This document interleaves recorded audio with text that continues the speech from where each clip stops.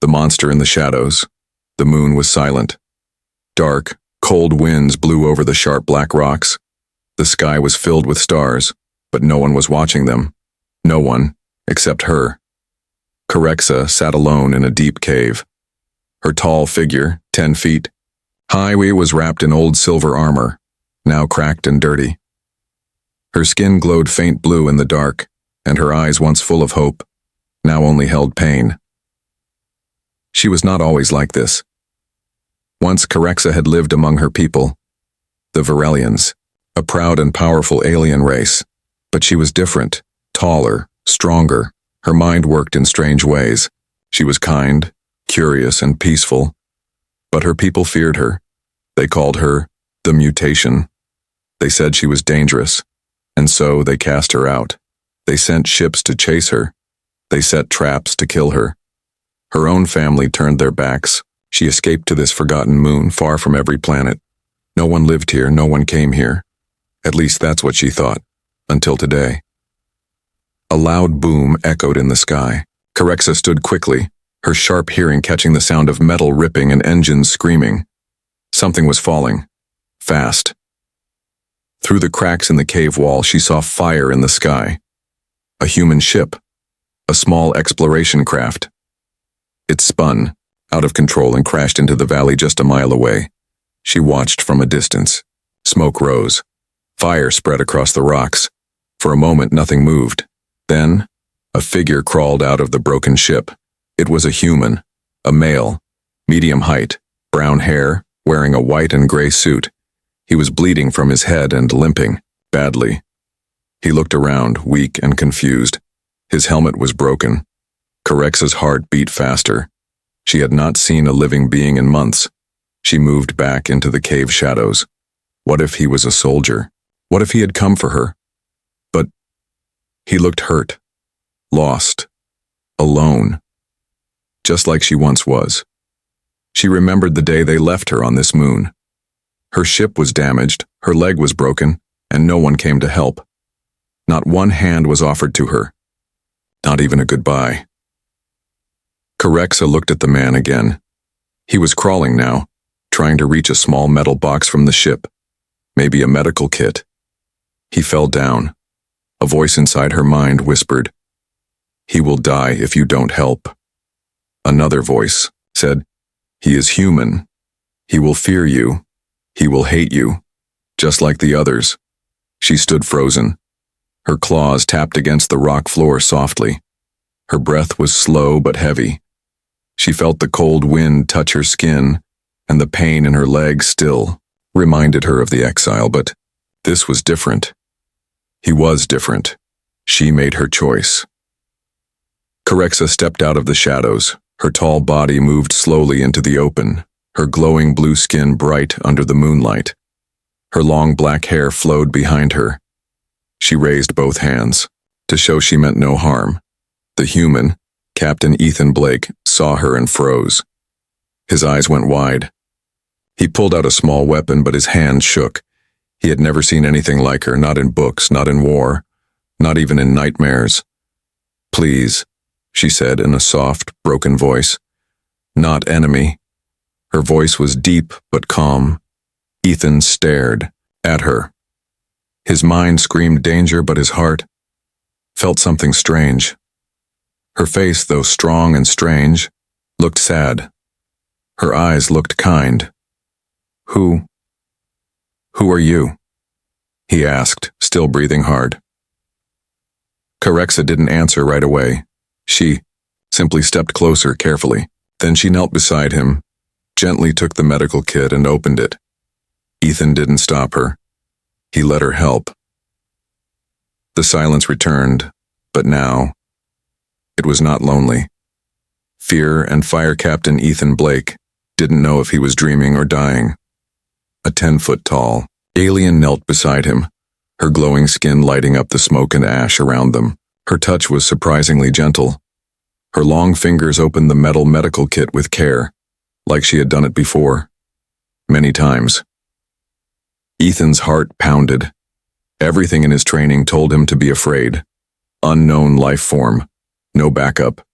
Crashed ship. Every second with her could be a risk, but somehow, he didn't pull the trigger. Corexa worked silently. She cleaned the blood from his forehead and wrapped his leg with a strange, plant-like cloth she pulled from her belt. It smelled like mint and burned a little, but the pain began to fade.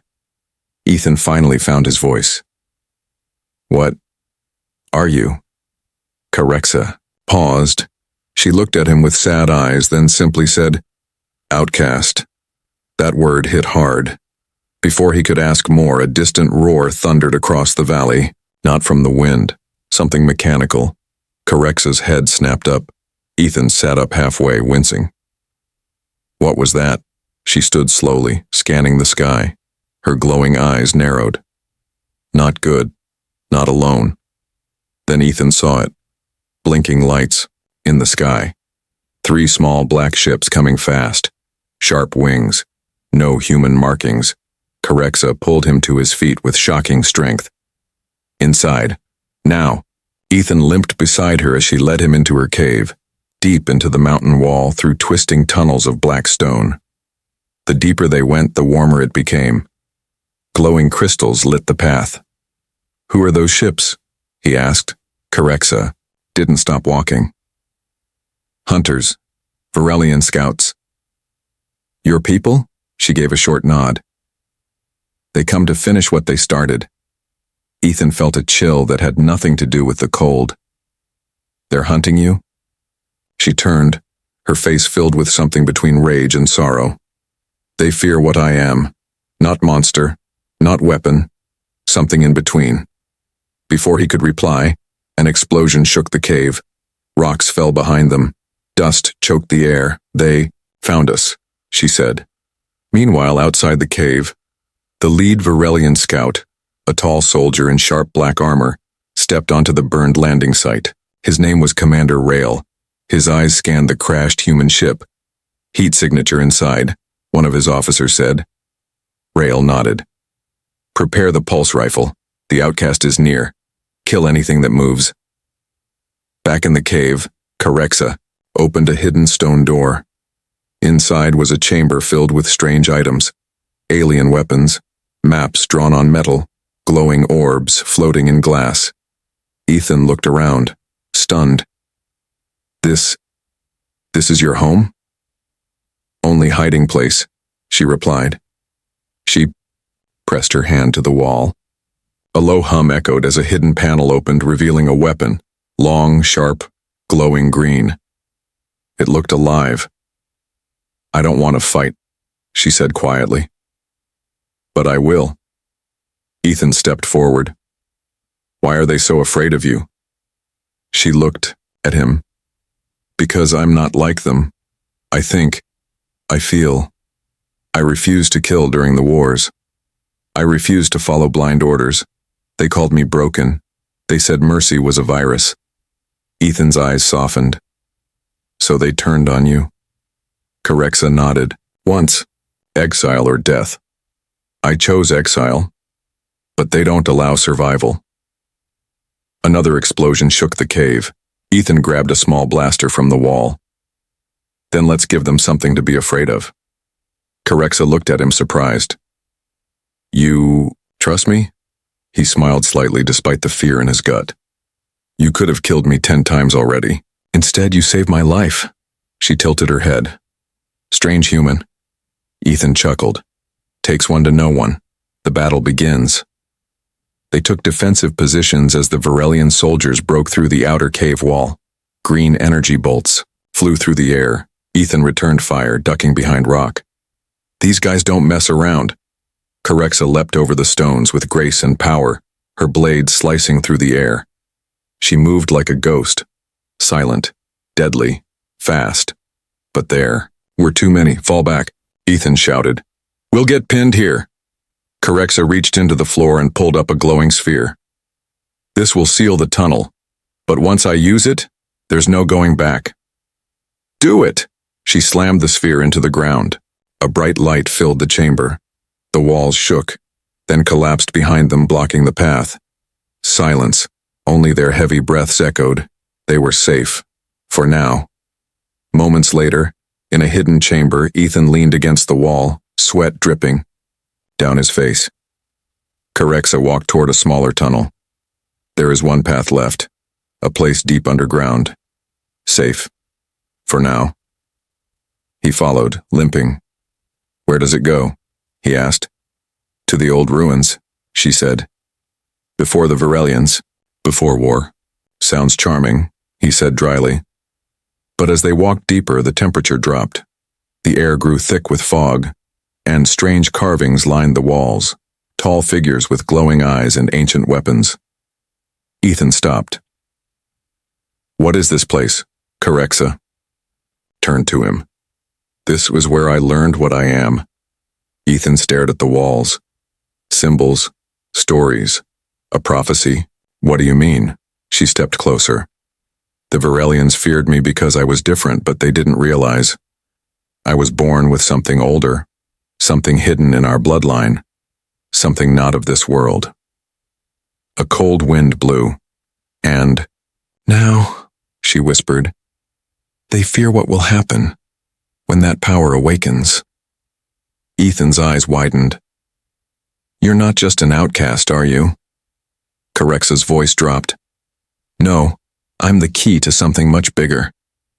The ground rumbled. Again, and far above, Commander Rail smiled coldly. She's running, but not for long. The secret below the surface. The tunnels twisted like a serpent under the surface of the moon. Captain Ethan Blake followed Carexa in silence, each step echoing off ancient stone. The deeper they went, the stranger it all became. Faint symbols glowed on the walls, shapes and figures that didn't match any alien language Ethan knew. Some looked like stars, others like eyes watching from the darkness.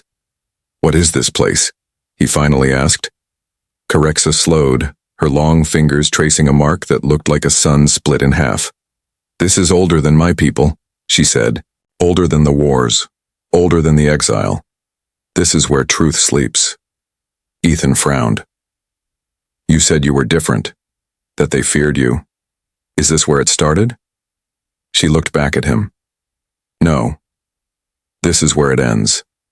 The room of echoes, they reached a wide chamber, round with walls covered in carvings. At the center, a raised stone platform glowed faintly. Symbols floated above it, shifting like smoke. Carexa stepped onto it, and the room came alive. Light shot across the walls. Holograms of galaxies, of dying stars and rising empires. Ethan stared in awe as alien voices whispered through the chamber. Carexa closed her eyes. It speaks in the voice of the first ones, she said. The ones who seeded life across the stars. They came before Varelians, before humans, before war. Ethan stepped forward slowly. And what does it say? She looked at him, her eyes glowing brighter than before. That one day a child of both shadow and mercy would rise, a being made for destruction, but born with a heart to choose peace. That being would carry a gift, a curse, a power so strong, it could either unite galaxies or burn them down. Ethan stared at her. You think that's you? Carexa didn't answer. Instead, the platform changed. It projected an image, a large black figure with glowing white eyes, standing before a galaxy cracking apart. In one hand it held a sword, in the other, a human hand. Ethan's blood ran cold. That's me, Carexa said. And you. The hunters arrive above. Commander Rail stood on the ridge overlooking the destroyed cave. His soldiers scanned the area with heat sensors and seismic probes. She's moving underground, one said. To the forbidden zone. Rail's face twisted with anger. She cannot be allowed to reach the core, not with a human. He turned to a lieutenant. Send the burrowers. We'll smoke her out. Back in the ruins, Carexa walked to the edge of the chamber, where a sealed stone door waited. She placed her hand against it. The wall pulsed, then cracked open, revealing stairs leading even deeper. Ethan hesitated. Where do those lead? To the core, she said. The power they buried. Ethan touched the wall. It felt alive. What happens if you reach it? Corexa didn't look back. Then I choose. Choose what? To become what they feared, or destroy it forever. Before he could reply, the ground shook violently. A red alarm flashed across the floating symbols. Corexa's head snapped up. They're coming. The descent. They rushed down the steps as the old stone shook. Behind them, far above, the Varelian burrowers, massive machines with rotating drills, tore through rock and metal. Corexa moved faster now, her movements urgent. Ethan struggled to keep up. How deep does this go? Far enough, she said. Where the first ones buried the heart. The heart? She stopped before a final gate. Not a real heart. A living source of energy. A starseed. The first weapon. Or the last. Hope. She looked into his eyes. I wasn't just exiled because I was different. I was born near the heart. The energy touched me before I could walk. It made me wrong. Too strong. Too kind. I should have been a weapon. I became a healer.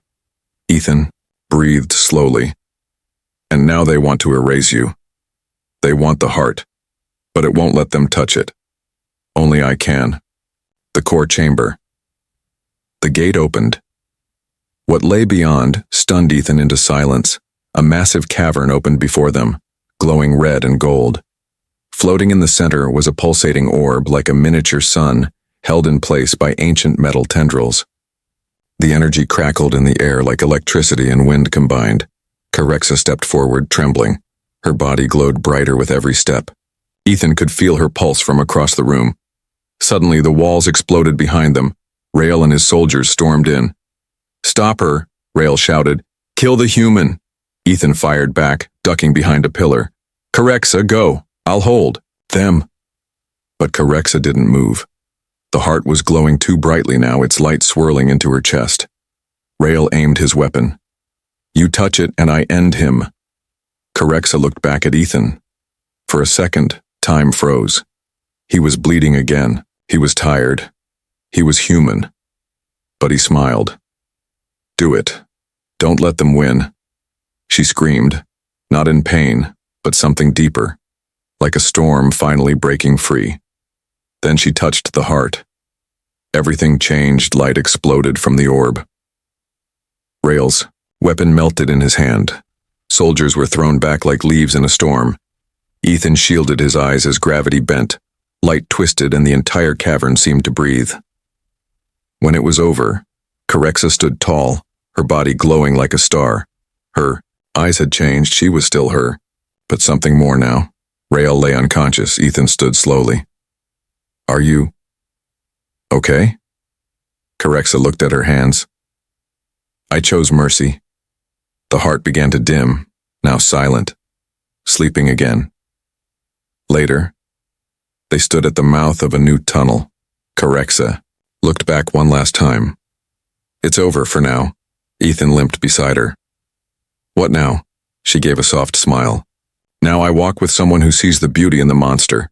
He laughed weakly. You were never the monster. They disappeared into the shadows, but far above, deep in space, another light blinked on. Something was watching. The signal. Beyond the stars far above the shattered moon, among the stars, a black satellite blinked for the first time in centuries. A soft green pulse ran across its surface. It had been asleep for generations. But the signal had returned. The heart had been touched, and something far worse had heard it. Waking from peace, Corexa and Ethan had found a small shelter in a broken valley near the ice cliffs. It was quiet, the kind of silence that only comes after chaos. Ethan lay by a warm fire, bandaged and bruised. His legs still hurt from the explosion, but he was alive. Corexa sat nearby, watching the stars. You haven't said much, he said, breaking the silence. I don't know what I've become, she replied softly. You're still you. She turned toward him, her glowing eyes dimmer now. That's the part I fear. The visions begin that night, Corexa dreamed. She stood in a black sky filled with stars. In front of her, hundreds of silver ships floated, motionless, silent, like they were waiting for something. Then a voice, cold, mechanical. It spoke in her mind. The heart has awakened, initiating protocol, final harvest. She turned to run, but the stars twisted, the ground vanished, and in its place, she saw Earth blue, beautiful, vulnerable. The ships turned toward it. She woke up with a scream. Ethan rushed over. What happened? Corexa's breath was shaky. They're coming, not Varelians, something worse, machines, ancient ones. The first ones built them to clean the galaxy. Ethan frowned. Clean? From what? From mistakes. A message from the void the next day. Ethan's communicator, thought to be broken, suddenly lit up. A voice crackled through the static. This is Lieutenant Riker, UNS Osprey. We received an emergency signal. Is anyone alive? Ethan grabbed it. Osprey, this is Captain Ethan Blake. I'm alive. I'm with an ally. We need pickup fast. There's something bigger going on here. The signal faded in and out, but the final words were clear. Roger that, but be warned, your signal woke up more than just us. Corexa closed her eyes. They heard it too. The first warning hours later, the sky darkened. Not from clouds, but from shadows. One, then two. Then dozens of dark figures streaked through the sky like meteors. They hit the ground miles away, but the tremors reached even their cave. Corexa grabbed her weapon. They're here. Ethan peered out. Who? Harvesters, she said. The machines built by the first ones. They weren't just tools. They were judges. Ethan loaded his pistol. Judges of what? Life. A village lost, they ran toward the nearest colony, a small human outpost near the edge of the moon's surface. It wasn't on any official map, but Corexa had seen the lights before. When they arrived, it was already too late. The buildings were burning. The people, gone. No bodies, just ashes.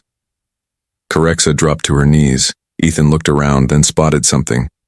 A survivor. A child, maybe 10, hiding under a broken solar panel. He pulled the child out carefully. You're safe now. The child looked at Corexa and flinched. She's one of the monsters, the boy whispered. Ethan shook his head. No, she's why you're still alive. The data core Corexa searched what was left of the village and found a small black cube buried under the control tower. It was warm, still running. She connected it to her wristband. A hologram appeared. It showed one of the machines landing, releasing a swarm of small spider-like drones that scanned and vaporized every living thing, except one. The cube's AI spoke in a robotic voice. Non-hostile detected. Biosignal match with key carrier. Ethan leaned in. Key carrier? Corexa nodded. Me. They didn't kill the child, Ethan said, realization sinking in. They're tracking me. The signal repeats back in orbit. The same satellite that had blinked once, blinked again. This time it sent a burst across 12 different star systems. And in the dark corners of those systems, ships began to move. Giant, city-sized machines woke from their sleep.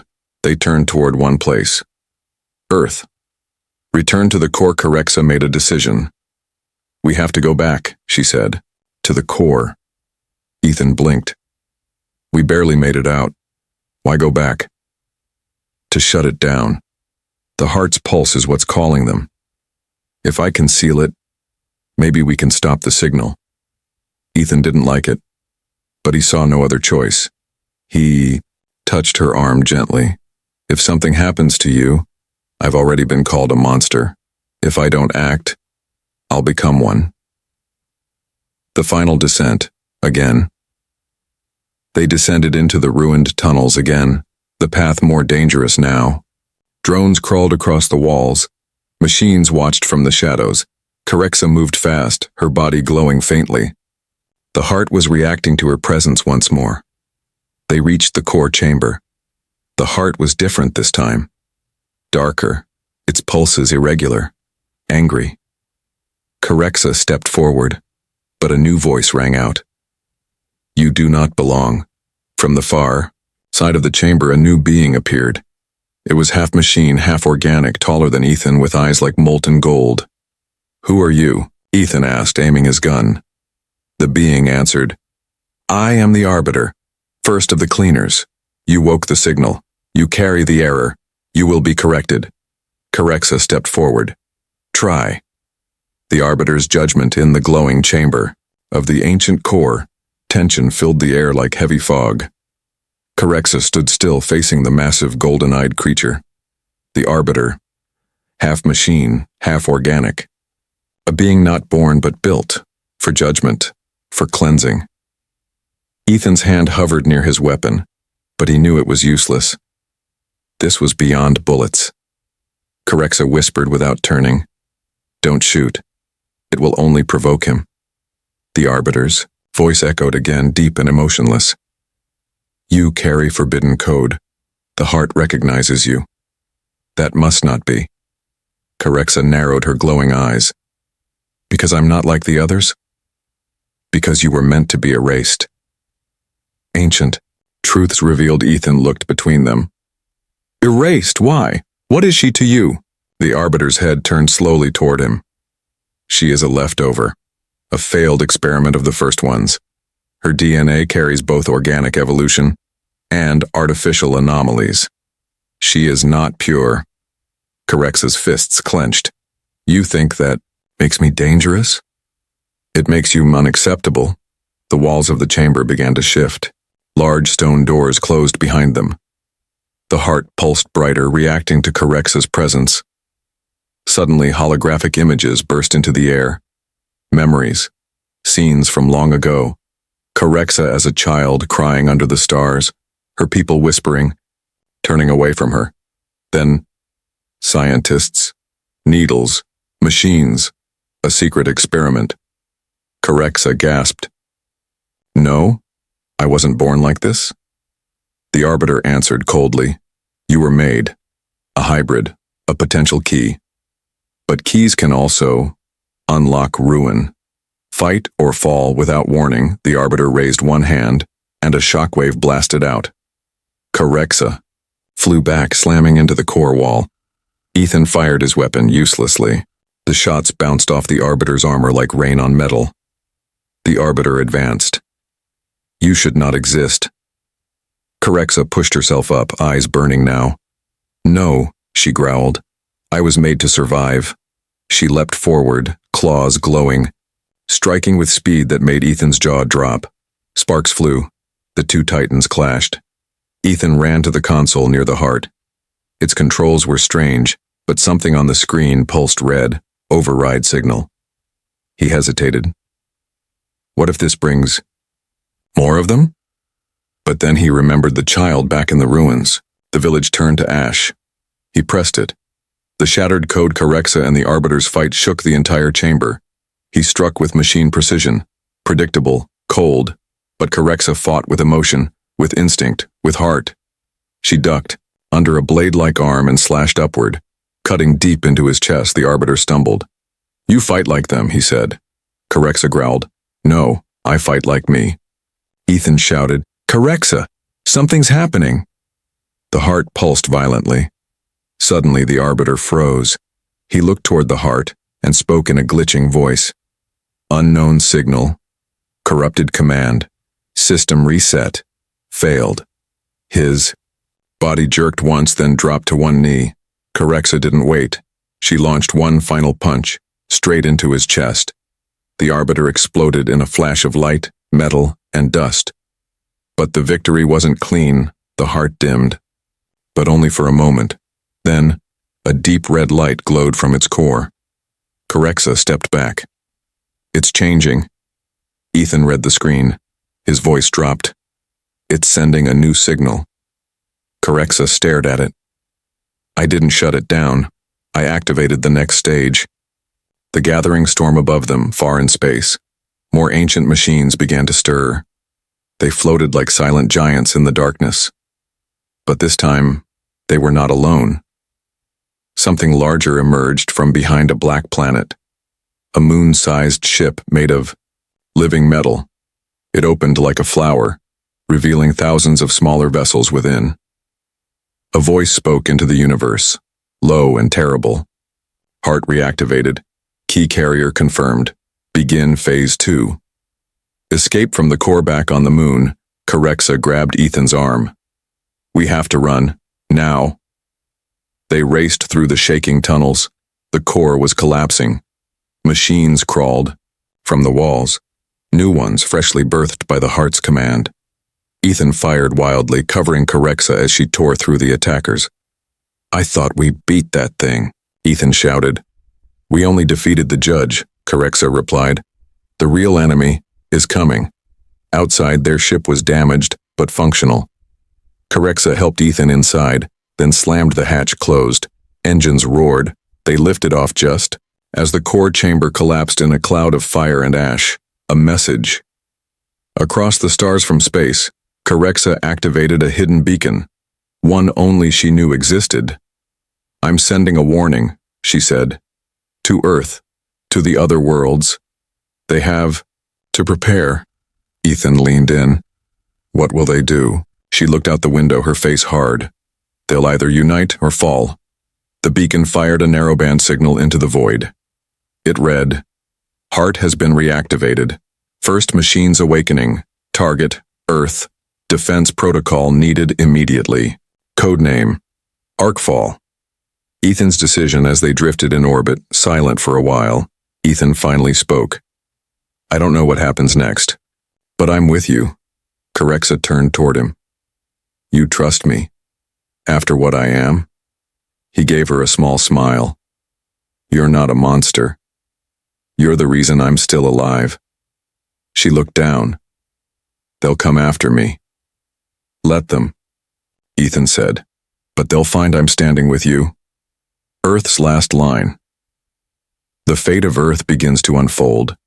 Betrayals, impossible choices, and a war that may decide the future of humanity and Corexa's legacy. Word count, 1,500 plus words. Style, third person, simple but powerful English. Suspenseful, emotional, and action-packed, a signal received. The Earth's upper orbit shimmered with satellites, drones, and blinking warning systems. Somewhere deep inside United Earth Command HQ, alarms blared. General Veronica Lane, silver-haired and sharp-eyed, stared at the screen. Unidentified signal received, codename, Arcfall. The AI translator decoded it line by line. Then the hologram of Corexa's message flickered into view. Her, alien features serious, her voice calm. The first machines have awakened, the heart is alive. Earth is a target. Prepare defenses. You have less than 7 rotations before arrival. The room fell silent. A young officer whispered, Who is she? General Lane didn't blink. She's either our destroyer or our only chance. Meanwhile, in orbit, Corexa and Ethan hovered above Earth inside the battered ship, the Sunderlight. The planet looked peaceful, clouds swirling, cities glowing like stars, but underneath, they knew chaos was coming. Ethan rubbed his forehead. So what now? Do we just land and walk in? Corexa shook her head. No, I'm a threat to them. The message I sent might already have painted me as a weapon. She wasn't wrong. Down, on Earth, media channels twisted the message. Alien monster warns of invasion. But is she behind it? Is Earth being set up for a trap? Corexa, savior, or apocalypse bringer? Governments panicked. Some prepared, others plotted. Betrayal in orbit as Corexa tried to send coordinates for peaceful descent. Earth's defense grid locked onto her ship. Missile lock, Ethan shouted. What the hell? We're trying to help, Corexa growled. They've made their choice. She took control, spinning the ship into evasive maneuvers. White-hot missiles tore through space. One clipped the wing. Flames burst from the side. Ethan slammed his fist against the dashboard. We're not gonna make it. Suddenly, a stealth fighter broke formation, shielding the Sunderlight with a pulse shield. The missiles exploded harmlessly against it. A voice came through the comm link. This is Captain Amina Zhao of the Arc Division. I believe your story. Follow me. Corexa blinked, One human still thinks for herself. Ethan chuckled nervously. Let's hope she has authority. The hidden base beneath the ice sheets of Antarctica lay ArcSite 9, a top-secret military installation. The Sunderlight landed heavily on its bay platform. Armed guards surrounded it instantly. But Captain... Zhao stepped forward and raised a hand. Stand down. Carexa emerged from the ship slowly. Her 10-foot-tall frame towered over everyone. Some soldiers flinched. Others aimed their rifles. Zhao stood firm. She warned us. That counts for something. Ethan followed behind. You're not wrong. But Earth doesn't have much time to argue. They were led into a war room with giant screens and holographic tables. One displayed the alien armada approaching, still distant but closing fast. 5 days remaining. Zhao nodded. Let's get to work. Divided we fall. While Carexa shared knowledge of the ancient machines, their weaknesses, their patterns, other world leaders argued. Some refused to listen. We won't take orders from an alien. Others wanted to attack Carexa preemptively. What if she's controlling them? The UN was in chaos. Earth's defense systems couldn't unite fast. Enough, Zhao whispered to Ethan. They'll doom us through pride. Ethan sighed. They can't see it. But she's not the threat, she's the shield. The weapon protocol, a deep secret, was revealed. Carexa confessed. There is one way to stop the Heart's army. A countercode. It exists within me. Ethan blinked. You mean your DNA? Carexa nodded. The first ones built me with a failsafe, a code that, when broadcast, can scramble their core minds, but there's a cost. Zhao leaned forward. What kind of cost? Carexa looked down. I won't survive it. Silence fell over the room. Ethan stood up. No, there has to be another way. Carexa's voice was quiet. There isn't. I was made as a weapon, and maybe that's all I'll ever be. Night before the storm that night, Carexa stood on the platform above the frozen base, staring at the stars. Ethan joined her, shivering in the cold. He looked up at her. If you do this, you're choosing to die for a species that didn't even give you a chance. Carexa tilted her head. You gave me one. He swallowed hard. You're not a mistake, Carexa. You're the best part of both worlds. She didn't respond, but for the first time she smiled. The invasion begins day 0. 1,000 dark ships dropped from hyperspace like falling knives. The sky above Earth turned red. Cities screamed. Defenses fired. EMP bursts fried satellites. The machines descended. Spiders of steel, flying serpents, nanobots that devoured concrete. Carexa stood inside the Arc Core room. Her body was wired to the satellite dish. Lights pulsed along her, arms and spine. Zhao whispered, Are you sure? Carexa nodded. This is what I was built for. Ethan gripped her clawed hand. Come back. Carexa looked into his eyes. Remember me, not as a monster, but as someone who chose. The broadcast, she screamed, not in pain, but in power. The signal blasted into the air, through satellites, into the machines, into space. Across the planet, invading ships stopped mid-air. Some exploded. Others turned on themselves. The heart in. Deep space pulsed once, then dimmed. The first machine screamed in digital agony and collapsed. The invasion was over. But at what cost? Carexa fell. Her body, once glowing and strong, now dark and still. Ethan ran to her, falling to his knees. Please, no, don't go. She looked at him, barely alive. I was never meant to live long, but I lived enough to matter. Her hand fell limp. The room was silent. A new dawn weeks later, Earth began to rebuild. The world remembered Carexa, not as an invader, not as a weapon, but as a savior. A statue was raised in her honor in New Geneva. Her story taught across nations. Ethan visited her memory site every year. He carried a chip, a copy of her DNA, because in one hidden lab, deep underground, a screen blinked. Prototype, KX2 activated. The legacy of Corexa. Some legacies don't end with death, they begin with it. As the world rebuilds, new dangers awaken in the dark, and Corexa's return may not be what anyone expects.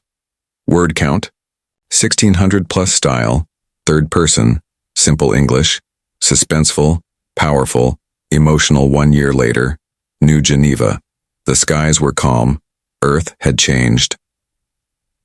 The first machine invasion became history. A new alliance of humans and friendly alien species had begun to form. They called it the Unified Star Accord. At the center of it all stood a monument, Corexa's statue, towering, strong, beautiful. Her claws outstretched not to threaten, but to protect. Children played near her feet. Veterans left flowers. Some cried, and one man stood there every week. Quiet, loyal, remembering, Ethan Blake. He had never stopped grieving, but he had also never stopped hoping. The project, Resurrection Deep. Beneath Geneva's capital, in a laboratory hidden from the public, a light blinked. Subject KX2, activation stable, neural pathways rebuilding. A new form grew slowly inside a biochamber, taller, faster, and smarter, cloned from Corexa's DNA. Yet something was different. Her skin was smooth obsidian, her body smaller than the original, more agile. She was still growing. A young tech named Tara monitored her every day. Her vitals are good, Tara whispered. But she's dreaming. Dreaming of what? Asked a scientist. Tara shook her head. She speaks a name in her sleep, Ethan. A strange signal in Earth's deep space network, a warning triggered. A signal pulsed from beyond Pluto. A place called the Shard Belt, where wreckage from the machine war still floated. This was no ordinary pulse. It was Corexa's voice. But she was dead, wasn't she? The message was short. I am not alone. The heart was only a gatekeeper. The true enemy is still sleeping. Don't trust the Accord. The feed cut. Earth Command went into panic. How is this possible? She died transmitting the shutdown signal. But one person didn't panic. He listened. Ethan, the clone wakes Corexa 2, opened her eyes. She gasped, chest heaving, as data and memories surged through her mind. Not all were hers. Some were Ethan's. Some were foreign. She looked at Tara, blinking slowly. Where am I? Tara's hands shook. You're safe. You're home. Do you know who you are? Corexa 2 stood tall, eyes glowing faint blue. I remember the war. I remember Ethan. And I remember another me. Dying. Tara whispered. You're her. You're Corexa. But the clone looked down at her hands. No, I am something else. Something unfinished. Suddenly the door burst open. Ethan entered. Their eyes met. Reunion or illusion? Ethan froze. It was her, but not her. The body was different, but the aura, the energy, it was familiar. He whispered, Corexa. She tilted her head. I have your memories, she said. Your pain, your love, but I am not her. I was made from her sacrifice. Ethan nodded. Maybe you're not her exactly, but you carry what mattered. She blinked slowly. Then help me. Ethan frowned. With what? Corexa 2's voice dropped to a whisper. The signal we received, it wasn't from the past. It's from her. The original Corexa. She's alive, somewhere, trapped. The Forbidden System, a hidden star chart, was found in Corexa's old recordings, coordinates leading to a place called the Black Crucible, a planet-sized prison station, hidden in warped space. Only machines knew of it. No human had ever traveled there, but Corexa 2 believed her predecessor was being held there, by a force even greater than the machines, the original creators. Tara warned them, "If this is real, we're about to wake up something even worse." Ethan packed his old gear. "Then let's make sure we wake it up prepared." The journey begins. A new ship was built, the Starwake, faster than any human vessel, powered by alien tech and one more thing, Corexa 2's biocore. She was part of the engine. Together, she and Ethan took off, leaving Earth behind, following the ancient trail through dark space. They crossed shattered planets, passed through energy storms, evaded old war drones still floating like ghosts. And finally, they found the Crucible, a massive sphere half buried in a dead sun. No signals, no signs of life, only silence. The Crucible's secret. Inside the structure, Ethan and Corexa 2 descended level by level. Empty halls, alien symbols, faint whispers in the dark, until they reached a glowing chamber filled with cryopods. Corexa 2 gasped. In the center was the original Corexa, her body frozen, her eyes open, her lips barely moving. Ethan rushed forward. "She's alive." But something else stirred, a machine deeper than logic, older than programming, a being built by the makers. It had no name, only purpose. "You were never meant to return." It moved through shadows, pure, dark thought. Corexa 2 stepped between it and Ethan. "You stole her, now let her go." The being tilted its head. "She is the key. If she awakens, the war begins again." Corexa 2 smiled. "Then let's give them hell." The battle begins. Power surged. The Crucible came alive, flooded with sentry bots, weapons of mind and metal. Gravity traps. Ethan dodged blasts. Corexa 2 tore through metal walls with glowing claws. She reached the pod. "Corexa, wake up." The original's eyes locked onto hers. "You are me." Then light exploded. The two Corexas, original and clone, merged thoughts, minds, memories. They fused into something new, stronger, wiser, balanced. The true Corexa was reborn, not as a weapon, not as a monster, but as a force of destiny. Final stand. The dark entity tried to flee, but Corexa unleashed a mind scream across the Crucible. Every machine shut down. The ancient being collapsed. "What are you?" Corexa stepped forward, her voice calm. "Evolution." She turned to Ethan. "Let's go home." Epilogue. Earth's hero. Returns. When the Starwake returned, Earth was watching, and when Corexa stepped off the ship, no one doubted anymore.